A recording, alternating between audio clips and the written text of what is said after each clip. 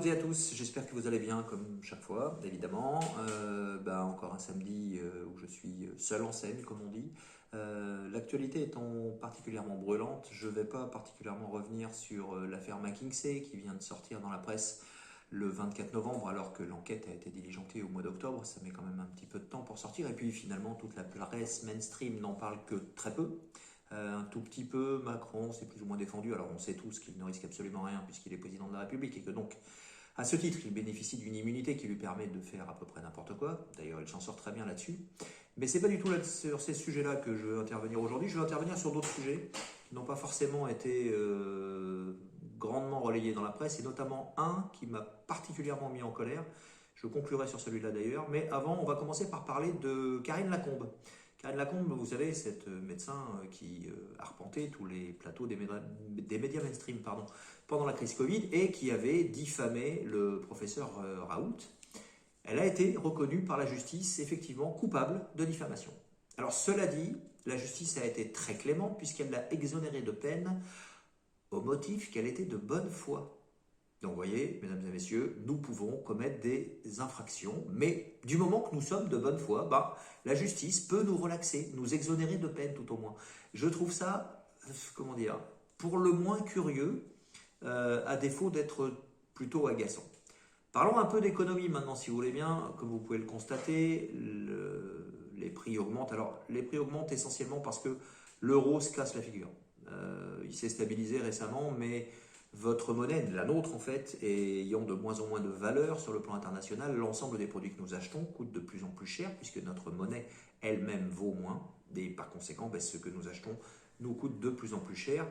Pour autant, nos gouvernants dilapident l'argent en aide, en soutien logistique, militaire ou autre. Alors j'ai quelques exemples que j'ai notés. Par exemple pour l'Afrique du Sud, nous allons offrir 1 milliard d'euros. 100 millions pour la Tunisie, 100 millions pour l'Ukraine et 100 millions pour la Moldavie. Et à ça se rajoute le don que Ursula von der Leyen a annoncé cette semaine pour l'Ukraine, c'est-à-dire l'année prochaine, c'est 18 milliards d'euros. Donc vous n'avez pas d'hôpitaux, vous avez de moins en moins de justice, les écoles, les enfants ont froid dans les écoles, mais on continue de financer une guerre qui n'est pas la nôtre. Donc on peut se demander à quel moment les gens qui prennent ces décisions-là ont un tout petit peu d'estime pour le peuple dont ils ont la charge. On peut quand même très largement se poser la question. Enfin, puisqu'on parle d'écologie avec la baisse des températures dans les écoles pour les enfants, ça fait quand même 2 ans. Ça fait 2 ans que nos gouvernants font souffrir nos enfants.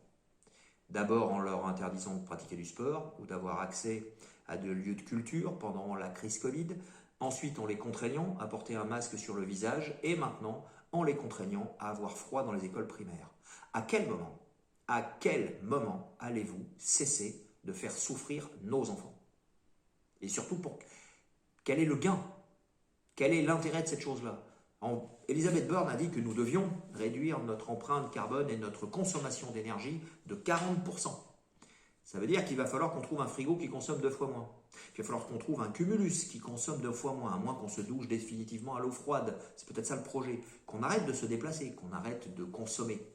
Et pour autant, alors que l'on doit arrêter de consommer, afin de sauvegarder la planète et de limiter notre empreinte carbone, il y avait le Black Friday. Il y avait le Black Friday cette semaine, le dernier jour de novembre, enfin le dernier vendredi de novembre. Eh bien là, haro sur les remises de prix. Allez-y, consommez, braves gens, continuez d'acheter tout et n'importe quoi. On vous fait des promotions. Là, ça vaut vraiment le coup. Allez-y. On prend même une expression anglo-saxonne pour vous dire que c'est un vendredi noir. Continuons avec l'Europe à propos de... Connaissez-vous Ludmila Denisova? Sans doute non. Mais sachez qu'elle est médiatrice des droits de l'homme en Ukraine. Et cette dame avait parlé de viol d'enfants, de charniers, etc. Pour dire, non, mais j'ai menti, mais c'était pour vous convaincre qu'il fallait aider l'Ukraine. Donc vous voyez, les mensonges finalement, ça reste quelque chose de très prolifique dans l'Union européenne et au niveau de cette classe mondialiste. Il y a quand même des gens qui ne mentent pas, notamment nous, aux patriotes, on ne ment pas, on vous dit toujours la vérité, on continue de se battre pour vous et il faut reconnaître que nous sommes assez peu le relayés dans les médias mainstream, donc Là-dessus, évidemment, je ne peux que rejoindre Florian Philippot quand il dit soutenez-nous par vos adhésions, soutenez-nous par vos dons, soutenez-nous par le partage des vidéos. Oui, parce qu'on peut vraiment faire de la politique sans mentir en fait. On n'est pas obligé de mentir en politique. On peut aussi dire la vérité aux gens, ce qui est exactement l'inverse de ce qui est fait actuellement. Je voudrais enchaîner avec un truc que je trouve un petit peu choquant. Au Canada, il y a une femme de 32 ans. On a validé juridiquement le fait qu'elle puisse se suicider parce qu'elle ne pouvait plus payer son loyer et qu'elle était en grande détresse mentale. Nous sommes arrivés donc dans une culture où les faibles, on les autorise à se suicider. On essaye de se débarrasser des pauvres quand même, si vous regardez bien.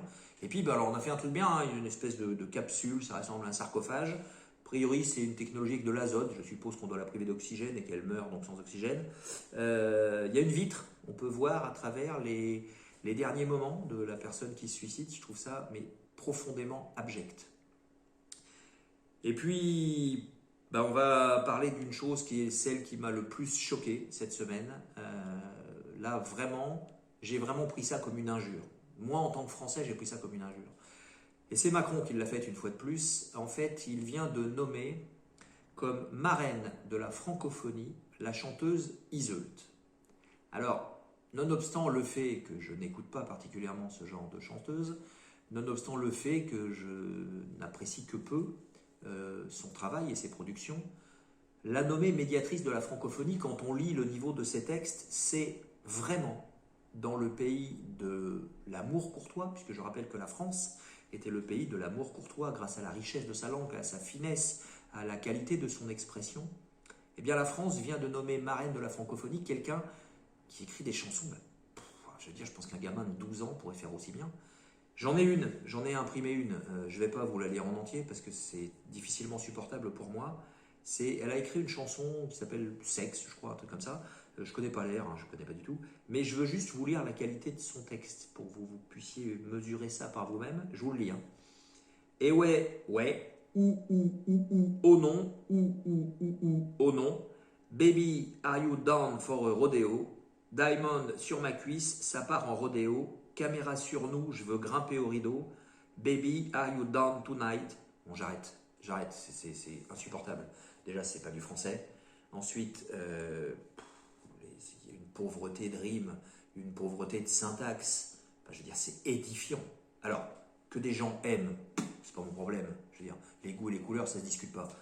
Par contre, que avec une production d'une si faible qualité, on nomme cette personne marraine de la francophonie, ça signifie bien que le pouvoir macroniste, et Macron en particulier, se moque, mais alors vraiment avec une totale désinvolture de ce qu'est la France, de ce qu'est sa langue, de ce qu'est sa culture, de ce qu'elle peut représenter à l'étranger. En comparaison, Jacques Brel avait écrit un texte en jouant Don Quichotte de la Mancha. Le texte s'appelle La Quête. Je vais vous en lire quelques phrases et puis je conclurai sur quelque chose que j'ai produit moi-même. Jacques Brel donc. Rêver un impossible rêve, porter le chagrin des départs, brûler d'une possible fièvre, partir où personne ne part, aimer jusqu'à la déchirure, aimer même trop, même mal, tenter, sans force et sans armure, d'atteindre l'inaccessible étoile. Je vous laisse faire la comparaison vous-même avec la chanson précédente. Et puis, puisque Macron se moque de la francophonie, je me suis dit qu'avec la langue française, on pouvait tout à fait défendre la francophonie. J'ai copié avec une grande modestie, évidemment, en toute humilité, un de mes auteurs préférés, parce que c'est mon personnage de roman préféré. Il s'agit de Cyrano de Bergerac. Donc j'ai paraphrasé l'œuvre d'Edmond Rostand. Je lui demande de bien vouloir m'excuser pour cela, mais je voulais montrer qu'avec un tout petit peu d'élégance, on pouvait défendre la francophonie et ne pas se laisser piétiner par les gens qui cherchent à la réduire. On pourrait le faire en variant le ton, par exemple. Agressif. Moi, monsieur, si j'avais une telle langue, il faudrait sur le champ que je me l'amputasse. Amical. Ne trouvez-vous pas qu'avec le temps, elle se tasse? Pour vous confier, couchez-vous sur le canapé. Descriptif. Elle est grande, elle est belle, que dis-je, elle est belle. Jamais elle ne capitule. Curieux. À quoi vous sert cette syntaxe ridicule? De défouloir, monsieur, ou de piège à gogo? Gracieux, aimez-vous à ce point les bobos que paternellement vous vous préoccupâtes de les rendre ignorants pour leur ficeler les pattes? Truculent, ça, monsieur, lorsque vous déclamez, est-ce que les autres nations osent vous rire au nez? Prévenant, gardez-vous, monsieur, de perdre votre vocable. Une langue qui se meurt, c'est un peuple qu'on isole. Tendre. Et si vous laissiez ce langage prendre son envol? Assurément, monsieur, ce serait un beau cadeau. Enfin, parodiant Schwab en un sanglot, la voilant donc enfin méprisée par ses maîtres, bientôt à l'agonie, nous punirons ces traîtres. Voilà ce qu'à peu près, monsieur, vous auriez défendu de la francophonie si vous aviez un peu de l'être et d'esprit. Mais d'esprit, ô le plus lamentable des êtres, vous n'en eûtes pas un atome. Et de l'être, vous n'avez que les initiales du nouvel ordre mondial. Eussiez-vous eu d'ailleurs l'invention qu'il faut pour moquer la francophonie au travers de ces quelques plaisanteries, que vous n'en eussiez pas articulé le quart de la moitié du commencement d'une, car on se raille nous-mêmes avec assez de verbe, mais on ne permet pas qu'un traître nous emmerde. Je vous remercie.